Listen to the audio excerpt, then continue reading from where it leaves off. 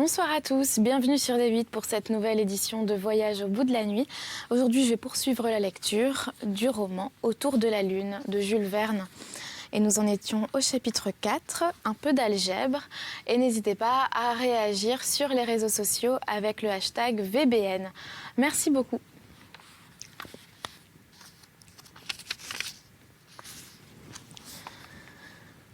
Cependant, Barbicane affirmait que Nicole, en y songeant, aurait certainement trouvé cette formule. « Je n'en sais rien », disait Nicole, « car plus je l'étudie, plus je la trouve merveilleusement établie. »« Maintenant, écoute, » dit Barbicane à son ignorant camarade, « et tu vas voir que toutes ces lettres ont une signification. »« J'écoute, » dit Michel d'un air résigné. « D, » fit Barbicane, « c'est la distance du centre de la Terre au centre de la Lune. Car ce sont des centres qu'il faut prendre pour calculer les attractions. Cela, je le comprends.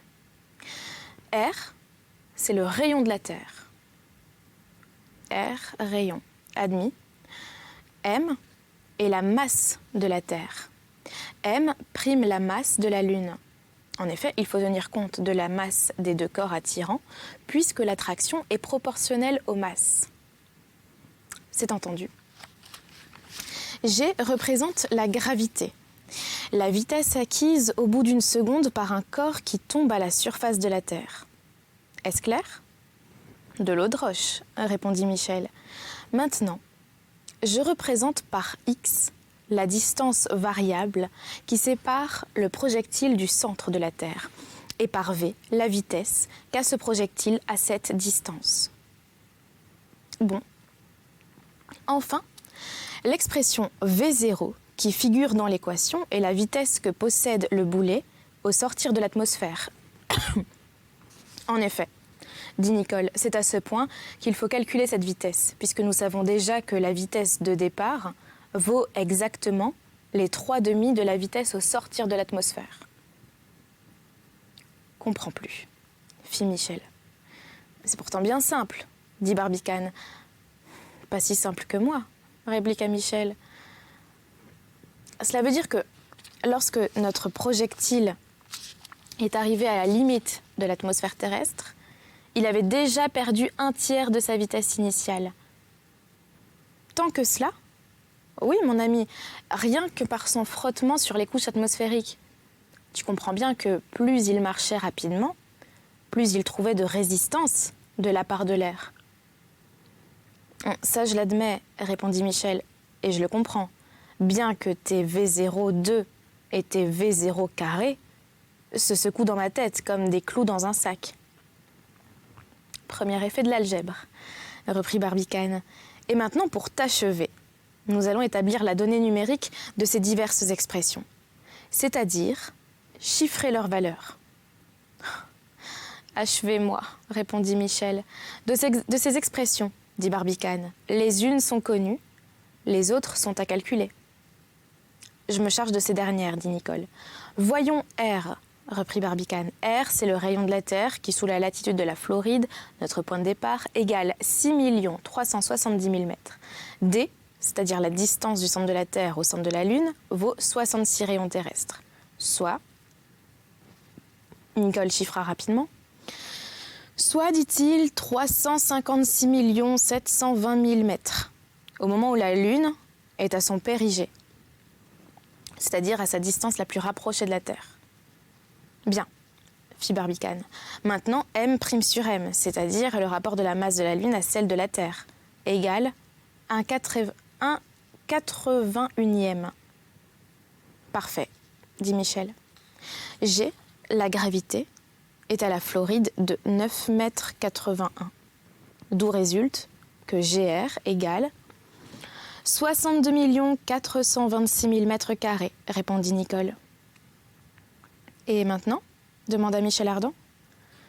Maintenant que les expressions sont chiffrées, répondit Barbicane, je vais chercher la vitesse V0, c'est-à-dire la vitesse que doit avoir le projectile en quittant l'atmosphère pour atteindre le point d'attraction égal avec une vitesse nulle, puisque, à ce moment, la vitesse sera nulle. je pose qu'elle égalera 0 et que x, la distance où se trouve ce point neutre, sera représentée par les 9 dixièmes de d, c'est-à-dire de la distance qui sépare les deux centres. J'ai une vague idée que cela doit être ainsi, dit Michel. J'aurai donc alors x égale 9 dixièmes de d et v égale 0. Et ma formule deviendra... Barbicane écrivit rapidement sur le papier. Nicole lut d'un œil avide. « C'est cela, c'est bien cela », s'écria-t-il. « Est-ce clair ?» demanda Barbicane. « C'est écrit en lettres de feu », répondit Nicole. « Les braves gens », murmurait Michel. « As-tu compris enfin ?» lui demanda Barbicane. « Si j'ai compris », s'écria Michel Ardan, « mais c'est-à-dire que ma tête en éclate. » Ainsi, reprit Barbicane, V0, 2 égale 2GR multiplié par 1, moins 10R sur 9D moins 1/81e multiplié par 10R sur D moins R sur D moins R. Et maintenant, dit Nicole, pour obtenir la vitesse du boulet au sortir de l'atmosphère, il n'y a plus qu'à calculer.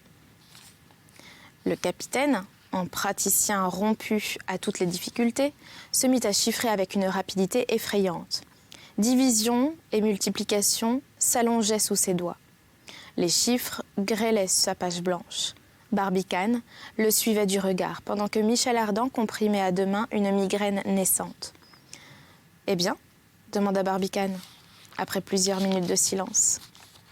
« Eh bien, tout calcul fait, répondit Nicole, V0, c'est-à-dire la vitesse du projectile au sortir de l'atmosphère, pour atteindre le point d'égale attraction, a dû être de, fit Barbicane, de 11 051 mètres dans la première seconde. « Hein ?»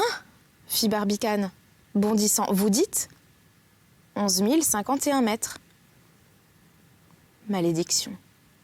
s'écria le président en faisant un geste de désespoir. « Qu'as-tu » demanda Michel Ardan très surpris. « Ce que j'ai ? Mais si à ce moment la vitesse était déjà diminuée d'un tiers par le frottement, la vitesse initiale aurait dû être de 16 576 mètres, répondit Nicole. Et l'observatoire de Cambridge, qui a déclaré que 11 000 mètres suffisaient au départ, et notre boulet qui n'est parti qu'avec cette vitesse. « Eh bien ?» demanda Nicole. « Eh bien, elle sera insuffisante. » Bon. Nous n'atteindrons pas le point neutre. Sacrebleu, nous n'irons même pas à moitié chemin. Nom d'un boulet, s'écria Michel Ardan, sautant comme si le projectile fût sur le point de heurter le sphéroïde terrestre. Et nous retomberons sur la Terre. Chapitre 5. L'effroi de l'espace. Cette révélation fut un coup de foudre. Qui se serait attendu à pareille erreur de calcul ? Barbicane ne voulait pas y croire. Nicole revit ses chiffres. Ils étaient exacts. Quant à la formule qui les avait déterminés, on ne pouvait soupçonner sa justesse, et vérification faite, il fut constant qu'une vitesse initiale de 16 576 mètres dans la première seconde était nécessaire pour atteindre le point neutre. Les trois amis se regardèrent silencieusement. De déjeuner, plus question. Barbicane, les dents serrées, les sourcils contractés, les poings fermés convulsivement, observait à travers le hublot. Nicole s'était croisé les bras, examinant ses calculs. Michel Ardan murmurait. « Voilà bien ces savants. Ils n'en font jamais d'autres. Je donnerais 20 pistoles pour tomber sur l'observatoire de Cambridge et l'écraser avec tous les tripoteurs de chiffres qu'ils renferment. » Tout d'un coup, le capitaine fit une réflexion qui alla droit à Barbicane. « Ah ça, dit-il, il est 7 heures du matin. Nous sommes donc partis depuis 32 heures. Plus de la moitié de notre trajet est parcouru. Et nous ne tombons pas, que je sache. » Barbicane ne répondit pas. Mais après un coup d'œil rapide jeté au capitaine, il prit un compas qui lui servait à mesurer la distance angulaire du globe terrestre. Puis à travers la vitre inférieure, il fit une observation très exacte, vu l'immobilité apparente du projectile. Se relevant alors, Essuyant son front où perlaient des gouttes de sueur, il disposa quelques chiffres sur le papier. Nicole comprenait que le président voulait déduire de la mesure du diamètre terrestre la distance du boulet à la Terre. Il le regardait anxieusement. « Non », s'écria Barbicane après quelques instants, « non, nous ne tombons pas. Nous sommes déjà à plus de 50 000 lieues de la Terre. Nous avons dépassé ce point où le projectile aurait dû s'arrêter, si sa vitesse n'eût été que de 11 000 mètres au départ. Nous montons toujours. » « C'est évident, » répondit Nicole, « et il faut en conclure que notre vitesse initiale, sous la poussée des 400 000 livres de fulmi-coton, a dépassé les 11 000 mètres réclamés. Je m'explique alors que nous ayons rencontré, après 13 minutes seulement, le deuxième satellite qui gravite à plus de 2000 lieues de la Terre. Et cette explication est d'autant plus probable, ajouta Barbicane, qu'en rejetant l'eau renfermée entre ses cloisons brisantes, le projectile s'est trouvé subitement allégé d'un poids considérable. Juste, fit Nicole. Ah, mon brave Nicole, s'écria Barbicane. Nous nous sommes sauvés. Eh bien, répondit tranquillement Michel Ardan, puisque nous sommes sauvés, déjeunons. En effet, Nicole ne se trompait pas. La vitesse initiale avait été très heureusement supérieure à la vitesse indiquée par l'observatoire de Cambridge. Mais l'observatoire de Cambridge ne s'en était pas moins trompé. Les voyageurs, remis de cette fausse alerte, se mirent à table et déjeunèrent joyeusement. Si l'on mangea beaucoup, on parla plus encore. Et la confiance était plus grande après qu'avant l'incident de l'algèbre. « Pourquoi ne réussirions-nous pas ?» répétait Michel Ardan. « Pourquoi n'arriverions-nous pas ? Nous sommes lancés. Pas d'obstacle devant nous, pas de pierre sur notre chemin. La route est libre, plus libre que celle du navire qui se débat contre la mer, plus libre que celle du ballon qui lutte contre le vent. Or, si un navire arrive où il veut, si un ballon monte où il lui plaît, pourquoi notre projectile n'atteindrait-il pas le but qu'il a visé ? Il l'atteindra, dit Barbicane. Ne fût-ce que pour honorer le peuple américain, ajouta Michel Ardan. Le seul peuple qui fut capable de mener à bien une telle entreprise, le seul qui put produire un président Barbicane. Ah, j'y pense, maintenant que nous n'avons plus d'inquiétude, qu'allons-nous devenir ? Nous allons nous ennuyer royalement. Barbicane et Nicole firent un geste de dénégation. « Mais j'ai prévu le cas, mes amis, » reprit Michel Ardan. « Vous n'avez qu'à parler. J'ai à votre disposition échecs, dames, cartes, dominos. Il ne me manque qu'un billard. »« Quoi ?» demanda Barbicane.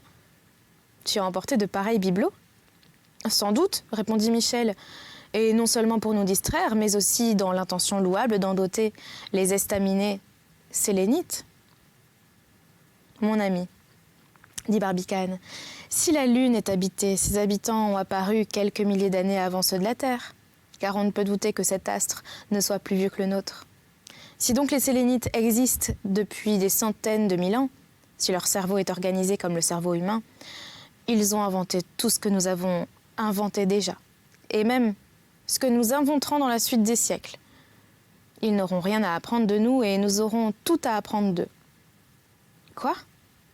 répondit Michel. « Tu penses qu'ils ont eu des artistes comme Phidias, Michel-Ange ou Raphaël ?»« Oui. » « Des poètes comme Homère, Virgile, Milton, Lamartine, Hugo ? J'en suis sûre. Des philosophes comme Platon, Aristote, Descartes, Kant ? Je n'en doute pas. Des savants comme Archimède, Euclide, Pascal, Newton ? Je le jurerais. Des comiques comme Arnal et les photographes comme Nadar ? J'en suis sûre.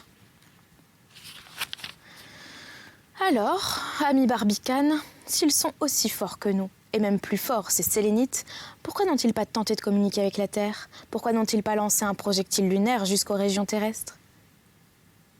Qui te dit qu'ils ne l'ont pas fait ? Répondit sérieusement Barbicane. En effet, ajouta Nicole, cela leur était plus facile qu'à nous. Et pour 2 raisons. La première, parce que l'attraction est 6 fois moindre à la surface de la Lune qu'à la surface de la Terre, ce qui permet à un projectile de s'enlever plus aisément. La seconde, parce qu'il suffisait d'envoyer ce projectile à 8000 lieues seulement, au lieu de 80 000, ce qui ne demande qu'une force de projection 10 fois moins forte. Alors, reprit Michel, je répète, pourquoi ne l'ont-ils pas fait ? Et moi, répliqua Barbicane, je répète, qui te dit qu'ils ne l'ont pas fait ? Quand ?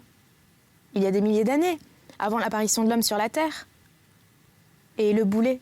Où est le boulet ? Je demande à voir le boulet. Mon ami, répondit Barbicane, la mer couvre les 5/6 de notre globe. De là, 5 bonnes raisons pour supposer que le projectile lunaire, s'il a été lancé, est maintenant immergé au fond de l'Atlantique ou du Pacifique, à moins qu'il ne soit enfoui dans quelques crevasses à l'époque où l'écorce terrestre n'était pas encore suffisamment formée. Mon vieux Barbicane, répondit Michel, tu as réponse à tout et je m'incline devant ta sagesse. Toutefois, il y a une hypothèse qui me sourirait mieux que les autres, c'est que les Sélénites, étant plus vieux que nous, sont plus sages et n'ont point inventé la poudre. En ce moment, Diane se mêla à la conversation par un aboiement sonore. Elle réclamait son déjeuner. « Ah, fit Michel Ardan, à discuter ainsi, nous oublions Diane et Satellite. » Aussitôt, une respectable pâtée fut offerte à la chienne qui la dévora de grand appétit. « Vois-tu, Barbicane, disait Michel, nous aurions dû faire de ce projectile une seconde arche de Noé et emporter dans la Lune un couple de tous les animaux domestiques. »« Sans doute, répondit Barbicane, mais la place lui manquait. »« Bon, dit Michel, en se serrant un peu. »« Le fait est, répondit Nicole, que bœuf, vache, taureau, cheval, tous ces ruminants nous seraient fort utiles sur le continent lunaire. Par malheur, ce wagon ne pouvait devenir ni une écurie ni une étable. Mais au moins, dit Michel Ardan, aurions-nous pu emmener un âne, rien qu'un petit âne, cette courageuse et patiente bête qu'aimait à monter le vieux Silène. Je les aime, ces pauvres ânes. Ce sont bien les animaux les moins favorisés de la création. Non seulement on les frappe pendant leur vie, mais on les frappe aussi après leur mort. »« Comment l'entends-tu » demanda Barbicane. « Dame, fit Michel, puisqu'on en fait des pots de tambour. » Barbicane et Nicole ne purent s'empêcher de rire à cette réflexion saugrenue. Mais un cri de leur joyeux compagnon les arrêta. Celui-ci s'était courbé vers la niche de Satellite et se relevait en disant « Bon, Satellite n'est plus malade. »« Ah, fit Nicole. »« Non, reprit Michel. Il est mort. »« Voilà, ajouta-t-il d'un ton piteux. Voilà qui sera embarrassant.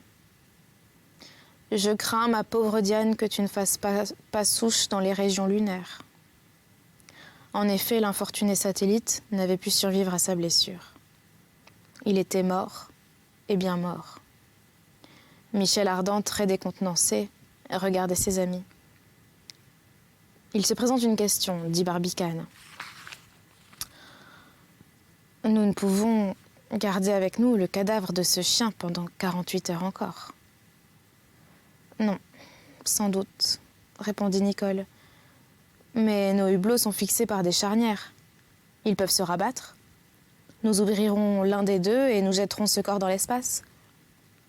Le président réfléchit pendant quelques instants et dit « Oui, il faudra procéder ainsi, mais en prenant les plus minutieuses précautions. »« Pourquoi ?» demanda Michel. « Pour 2 raisons que tu vas comprendre, répondit Barbicane. La première est relative à l'air renfermé dans le projectile, et dont il ne faut pas perdre que le moins possible. Mais puisque nous le refaisons, cet air, en partie seulement, nous ne refaisons que l'oxygène, mon brave Michel. Et à ce propos, veillons bien à ce que l'appareil ne fournisse pas cet oxygène en quantité immodérée, car cet excès amènerait en nous des troubles physiologiques très graves. Mais si nous refaisons l'oxygène, nous ne refaisons pas l'azote. Ce véhicule que les poumons n'absorbent pas et qui doit demeurer intact. Or, cet azote s'échapperait rapidement par les hublots ouverts. Oh, le temps de jeter ce pauvre satellite, dit Michel. D'accord. Mais agissons rapidement. C'est un peu n'importe quoi, ce livre. Et la seconde raison, demanda Michel. La seconde raison, c'est qu'il ne faut pas laisser le froid extérieur qui est excessif pénétrer dans le projectile sous peine d'être gelé vivant. Cependant, le soleil échauffe notre projectile qui absorbe ses rayons, mais il n'échauffe pas le vide où nous flottons en ce moment. Où il n'y a pas d'air, il n'y a pas plus de chaleur que de lumière diffuse, et de même qu'il fait noir, il fait froid là où les rayons du soleil n'arrivent pas directement. Cette température n'est donc autre que la température produite que le rayonnement stellaire, c'est-à-dire celle que subirait le globe terrestre si le soleil s'éteignit un jour. Ce qui n'est pas à craindre, répondit Nicole. Qui sait, dit Michel Ardan. D'ailleurs, en admettant que le soleil ne s'éteigne pas, ne peut-il arriver que la Terre s'éloigne de lui ? Bon, fit Barbicane, voilà Michel avec ses idées. Eh, reprit Michel, ne sait-on pas que la Terre a traversé la queue d'une comète en 1861 ? Or, supposons une comète dont l'attraction soit supérieure à l'attraction solaire, l'orbite terrestre se courbera vers l'astre errant et la Terre, devenue son satellite, sera entraînée à une distance telle que les rayons du soleil n'auront plus aucune action à sa surface. Cela peut se produire, en effet, répondit Barbicane, mais les conséquences d'un pareil déplacement pourraient bien ne pas être aussi redoutables que tu le supposes. Et pourquoi ? Parce que le froid et le chaud s'équilibreraient encore sur notre globe. On a calculé que si la Terre eût été entraînée par la comète de 1861, elle n'aurait pas ressenti à sa plus grande distance du Soleil une chaleur 16 fois supérieure à celle que nous envoie la Lune. Chaleur qui, concentrée au foyer des plus fortes lentilles, ne produit aucun effet appréciable. Eh bien, fit Michel. Attends un peu, répondit Barbicane. On a calculé aussi qu'à son périhélie, à sa distance la plus rapprochée du Soleil, la Terre aurait supporté une chaleur égale à 28 000 fois celle de l'été. Mais cette chaleur, capable de vitrifier les matières terrestres et de vaporiser les eaux, eût formé un épais anneau de nuages qui aurait amoindri cette température excessive. De là, compensation entre les froids et l'aphélie et les chaleurs du périhélie, et une moyenne probablement supportable. Mais à combien de degrés estime-t-on la température des espaces planétaires ? Demanda Nicole.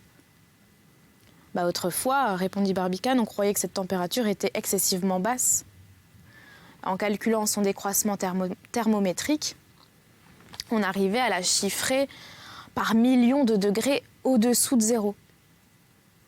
C'est Fourier, un compatriote de Michel, un savant illustre de l'Académie des sciences, qui a ramené ces nombres à de plus justes estimations. Suivant lui, la température de l'espace ne s'abaisse pas au-dessous de 60 degrés. Pff, fit Michel. C'est à peu près, répondit Barbicane, la température qui fut observée dans les régions polaires de l'île Melville ou au fort Reliance, soit environ 56 degrés centigrades au-dessous de zéro. Il reste à prouver, dit Nicole, que Fourier ne s'est pas abusé dans ses évaluations. Si je ne me trompe, un autre savant français, M. Pouillet, estime la température de l'espace à 160 degrés au-dessous de zéro. C'est ce que nous vérifierons. Pas en ce moment, répondit Barbicane, car les rayons solaires, frappant directement notre thermomètre, donneraient au contraire une température très élevée. Mais lorsque nous serons arrivés sur la Lune, pendant les nuits de 15 jours que chacune de ces faces éprouve alternativement, nous aurons le loisir de faire cette expérience, car notre satellite se meut dans le vide. Mais qu'entends-tu par le vide ? Demanda Michel. Est-ce le vide absolu ? C'est le vide absolument privé d'air, et dans lequel l'air n'est remplacé par rien. Si, par l'éther, répondit Barbicane. Ah, Et qu'est-ce que c'est, l'éther ?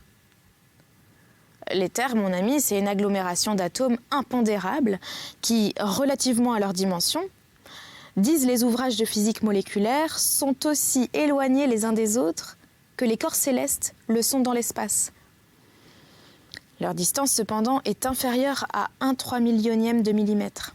Ce sont des atomes qui, par leur mouvement vibratoire, produisent la lumière et la chaleur, en faisant par seconde 430 trillions d'ondulations, n'ayant que 4 à 6/10 millième de millimètre d'amplitude. Milliards de milliards, s'écria Michel Ardan. On les a donc mesurées et comptées, ces oscillations. Tout cela, ami Barbicane, sont des chiffres de savants qui épouvantent l'oreille et ne disent rien à l'esprit. Il faut pourtant bien chiffrer. Non, il vaut mieux comparer. 1 trillion ne signifie rien. Un objet de comparaison dit tout. Exemple, quand tu m'auras répété que le volume d'Uranus est 76 fois plus gros que celui de la Terre, le volume de Saturne 900 fois plus gros, le volume de Jupiter 1300 fois plus gros, le volume du Soleil 1300 000 fois plus gros, je n'en serais pas beaucoup plus avancé. Aussi, je préfère, et de beaucoup, ces vieilles comparaisons du double liégeois, qui vous dit tout bêtement, le Soleil, c'est une citrouille de 2 pieds de diamètre, Jupiter, une orange, Saturne, une pomme d'api, Neptune, une guigne, Uranus, une grosse cerise, la Terre, un pois, Vénus, un petit pois, Mars, une grosse tête d'épingle, Mercure, un grain de moutarde et Junon, Cérès, Vesta et Pallas, de simples grains de sable. On sait au moins à quoi s'en tenir. Après cette sortie de Michel Ardan contre les savants et ces trillions qui alignent sans sourciller, l'on procéda à l'ensevelissement de satellites. Il s'agissait simplement de le jeter dans l'espace. De la même manière que les marins jettent un cadavre à la mer. Mais ainsi que l'avait recommandé le président Barbicane, il fallut opérer vivement, de façon à perdre le moins possible de cet air que son élasticité aurait rapidement épanché dans le vide. Les boulons du hublot de droite, dont l'ouverture mesurait environ 30 cm, furent dévissés avec soin, tandis que Michel, tout contrit, se préparait à lancer son chien dans l'espace. La vitre, manœuvrée par un puissant levier, qui permettait de vaincre la pression de l'air intérieur sur les parois du projectile, tourna rapidement sur ses charnières. Et Satellite fut projeté au dehors. C'est à peine si quelques molécules d'air s'échappèrent. Et l'opération réussit si bien que, plus tard, Barbicane ne craignit pas de se débarrasser ainsi des débris inutiles qui encombraient le wagon. Et c'est là-dessus que nous allons arrêter cette lecture pour aujourd'hui. J'espère que vous l'avez apprécié et n'hésitez pas à réagir sur les réseaux sociaux avec le hashtag VBN. Je vous souhaite une très bonne nuit ou une très bonne journée et à bientôt.